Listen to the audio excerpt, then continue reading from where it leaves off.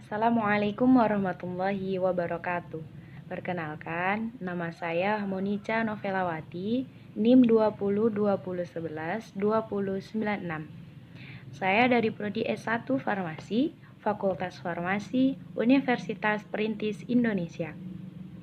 Baiklah, di sini saya akan menyampaikan sebagai tugas mata kuliah penghantar ilmu farmasi, yaitu membuat video atau definisi mengenai penggolongan obat, definisi, bagaimana cara mendapatkan obat, logo obat, penandaan obat, contoh obat dari masing-masing golongan merujuk ke undang-undang dan peraturan resmi di Indonesia. Baiklah, langsung saja kita memasuki penyampaian isi tugas atau materi. Di sini, yang pertama ada pendahuluan. Pengertian obat. Obat merupakan salah satu komponen yang tidak dapat tergantikan dalam pelayanan kesehatan. Obat berbeda dengan komoditas perdagangan karena selain merupakan komoditas perdagangan, obat juga memiliki fungsi sosial.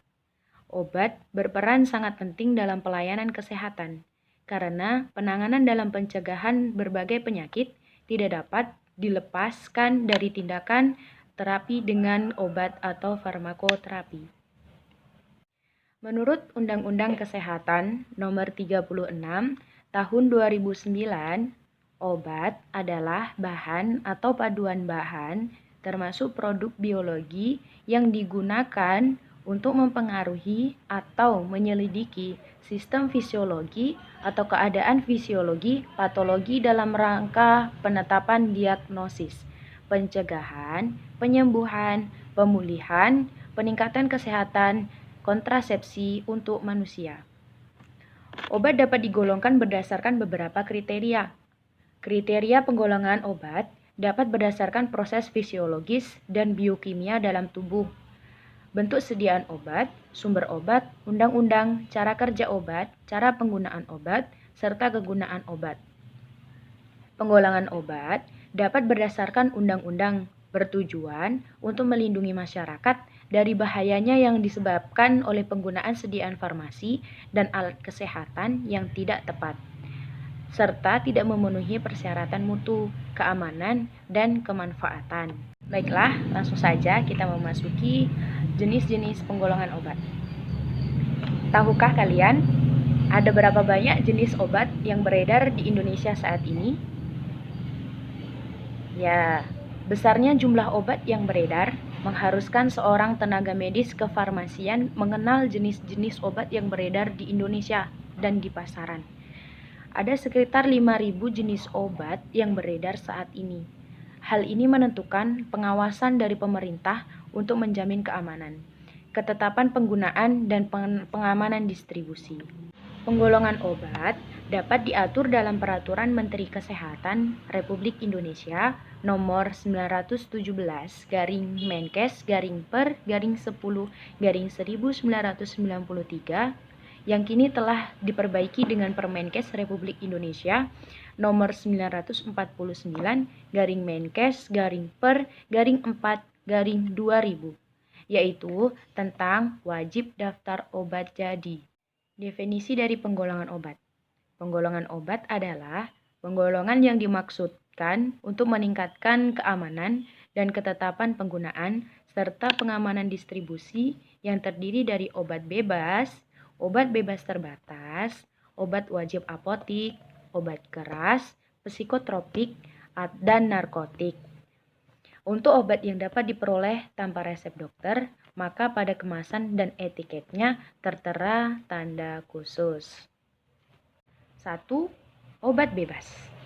Obat bebas adalah obat yang dapat dijual bebas kepada umum tanpa resep dokter, tidak termasuk dalam daftar narkotika, psikotropika, obat keras, obat bebas terbatas, dan sudah terdaftar di Depkes RI. Definisi ini tercantum dalam Peraturan Daerah Tingkat 2 Tangerang, yakni Perda Nomor 12 Tahun 1994 tentang izin pedagang eceran obat.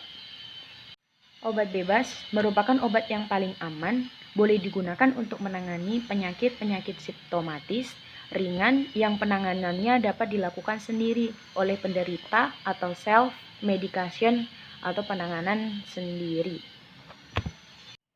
Obat bebas dapat diperoleh di apotik, counter obat di supermarket atau toko swalayan, toko kelontong, bahkan di warung. Dikenal sebagai obat OTC atau over the counter. Umumnya digunakan untuk mengobati gejala penyakit ringan yang bersifat non-spesifik, misalnya beberapa analgetik atau painkiller atau obat penghilang rasa nyeri, obat gosok, obat luka luar, beberapa antipiretik atau obat penurun panas, beberapa analgetik antipiretik atau obat pereda gejala flu, antasida, beberapa suplemen vitamin dan mineral, dan sebagainya. Contoh, 1 itu ada paracetamol tablet, 2 vitamin B kompleks, oralit, dan antasida. Tanda khusus pada kemasan obat bebas diatur berdasarkan SK Menkes RI nomor 2388-SK-6-1983, yaitu tentang tanda khusus untuk obat bebas dan obat bebas terbatas. Tanda khusus untuk obat bebas yaitu bulatan berwarna hijau dengan garis tepi berwarna hitam. Baik, yang kedua, itu ada obat bebas terbatas. Menurut keputusan Menteri Kesehatan RI yang menetapkan obat-obatan ke dalam daftar obat W atau warning atau peringatan, yang artinya peringatan, adalah obat keras yang dapat diserahkan kepada pemakainya tanpa resep dokter, dikenal sebagai LOTC atau Limited Over the Counter. Obat bebas terbatas dapat diperoleh di toko obat dan di apotik. Obat keras yang dapat diserahkan tanpa resep pada penyerahannya harus memenuhi beberapa syarat, yaitu 1. Obat tersebut hanya boleh dijual dalam bungkusan asli dari pabriknya atau pembuatnya. Yang kedua, pada penyerahannya oleh pembuat atau penjual harus mencantumkan tanda peringatan. Obat yang termasuk golongan obat bebas terbatas adalah pain relief atau analgesik. Contohnya, obat batuk, obat pilek, obat influenza, obat penghilang rasa nyeri dan penurun panas pada saat demam, atau disebut dengan analgesik antipiretik, beberapa suplemen vitamin dan mineral, obat-obat antiseptik, obat tetes mata untuk iritasi ringan, dan lain-lain. Contohnya, CTM, povidone iodin, dan bisokodil. Sesuai dengan SK Menkes Republik Indonesia nomor 6355-Dirjen-SK-1969 pada kemasan obat bebas terbatas harus tertera peringatan yang berupa kotak kecil berukuran 5x2 cm berdasar warna hitam atau kotak putih bergaris tepi hitam. Di dalam obat bebas terbatas itu ada 4 peringatan. Yang pertama itu pada peringatan nomor 2 yang berisi tentang awas, obat keras, bacalah aturan memakainya. Yang kedua itu ada peringatan nomor 3, awas, obat keras hanya untuk bagian luar. Yang ketiga itu ada peringatan nomor 5, awas, obat keras tidak boleh ditelan. Yang keempat itu ada peringatan nomor 6, awas, obat keras, obat wasir jangan ditelan. Berdasarkan keputusan Menteri Kesehatan Republik Indonesia nomor 2388-SK-6-83, tanda khusus untuk obat bebas terbatas berupa lingkaran berwarna biru dengan garis tepi berwarna hitam. Berdasarkan SK Menkes nomor 917 tahun 1993, pada setiap kemasan atau brosur obat bebas terbatas harus menyebutkan informasi obat yang berisi sebagai berikut. Yang 1, pertama, nama obat atau merek dagang dan kandungannya. Kedua, Itu berisi tentang daftar dan jumlah bahan berkhasiat yang terkandung di dalamnya. Yang ketiga, nama dan alamat produsen tertulis dengan jelas. Yang keempat, izin edar dari Badan Pengawas Obat dan Makanan atau disingkat dengan BPOM atau Departemen Kesehatan disingkat dengan Depkes. Yang kelima, tanggal kadaluarsa atau masa berlaku obat, indikasi atau petunjuk kegunaan obat. Yang keenam, itu ada kontraindikasi atau petunjuk penggunaan obat yang tidak diperbolehkan. Yang ketujuh, itu ada efek samping atau efek negatif yang timbul yang bukan merupakan kegunaan obat. Kedelapan, itu ada petunjuk cara penggunaan. Yang kesembilan, ada dosis atau takaran dan aturan penggunaan obat. Yang kesepuluh, cara penyimpanan obat. Nanti di situ ada tertera bagaimana cara menyimpan obat dengan dosis, dengan suhu sekian gitu. Yang ke-11 itu ada peringatan. Yang 12 informasi tentang interaksi obat yang bersangkutan dengan obat lain yang digunakan dan atau dengan makanan yang dikonsumsi. Kemudian yang ketiga itu ada obat keras. Obat keras disebut obat keras karena jika pemakaian tidak memperhatikan dosis, aturan pakai, dan peringatan yang diberikan dapat menimbulkan efek berbahaya. Karenanya, obat golongan ini dikenal sebagai daftar golongan obat G atau Gevaerlik yang artinya berbahaya. Obat keras hanya boleh diberikan atas resep dokter umum atau spesialis, dokter gigi, dan dokter hewan. Karena keharusannya menggunakan resep dokter untuk mendapatkannya, obat keras dikenal juga sebagai obat etikal. Kemudian, menurut keputusan Menteri Kesehatan Republik Indonesia, yang termasuk golongan obat keras, ada beberapa macam berikut ini. Yang pertama, semua obat yang pada bungkus luarnya oleh si pembuat disebutkan bahwa obat itu hanya boleh diserahkan dengan resep dokter.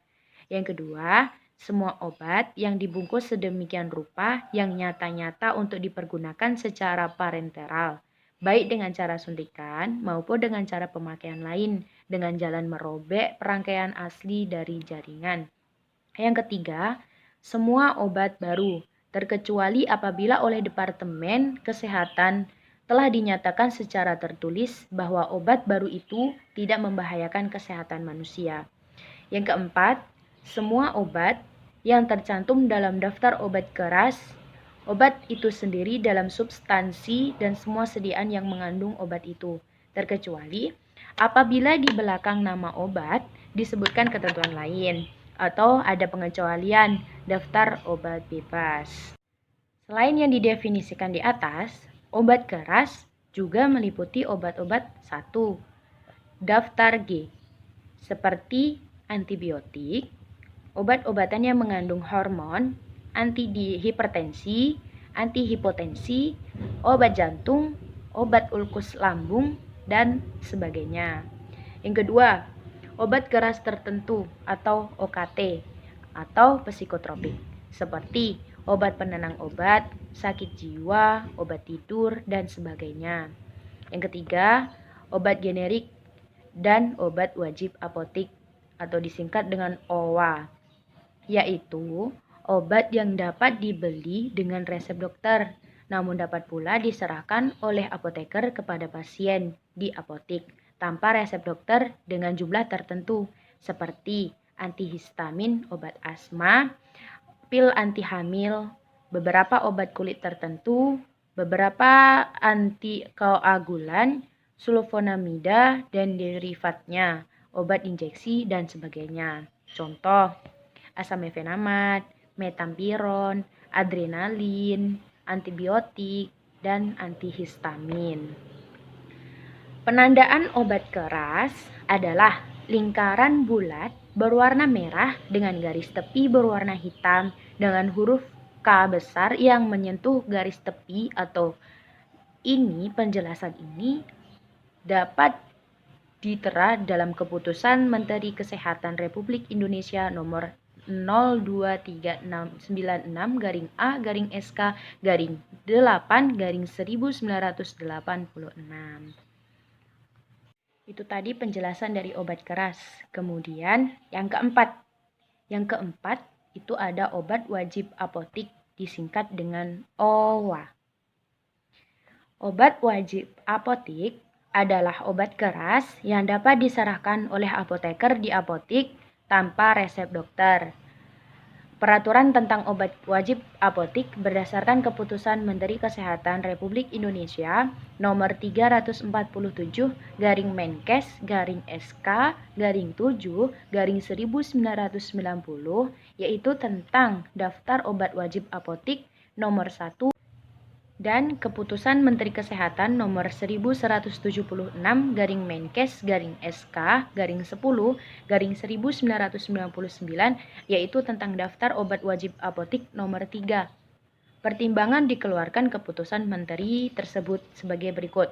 Yang pertama, pertimbangan yang utama yaitu meningkatkan kemampuan masyarakat dalam menolong dirinya sendiri guna mengatasi masalah kesehatan dengan meningkatkan pengobatan sendiri secara tepat, aman, dan rasional.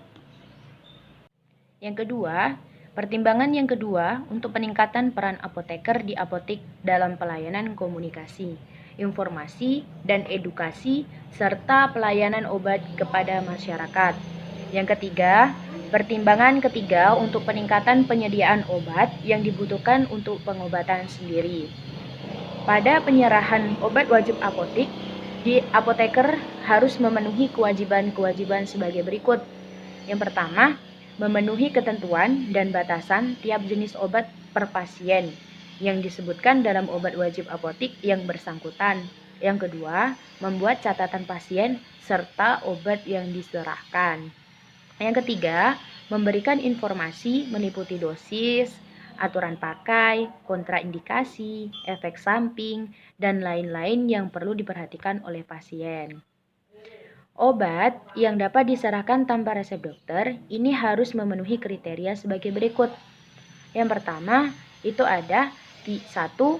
Tidak dikontraindikasikan untuk penggunaan pada wanita hamil, anak di bawah umur 2 tahun, dan orang tua di atas 65 tahun. Yang kedua, pengobatan sendiri dengan obat dimaksud tidak memberikan risiko pada kelanjutan penyakit.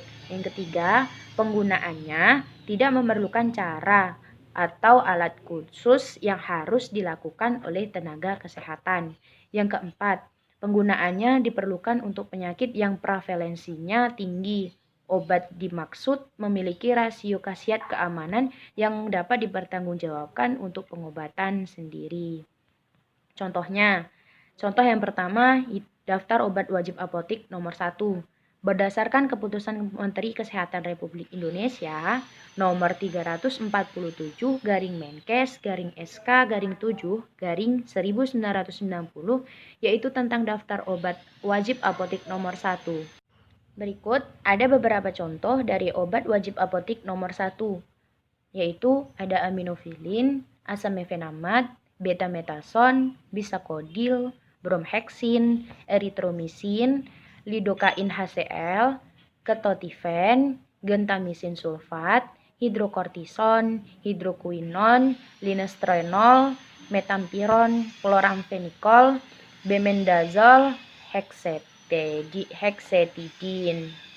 Kemudian yang kedua, itu ada obat wajib apotik nomor 2. Berdasarkan Keputusan Menteri Kesehatan Republik Indonesia nomor 924/Menkes/per/10/1993, yaitu tentang daftar obat wajib apotik nomor 2.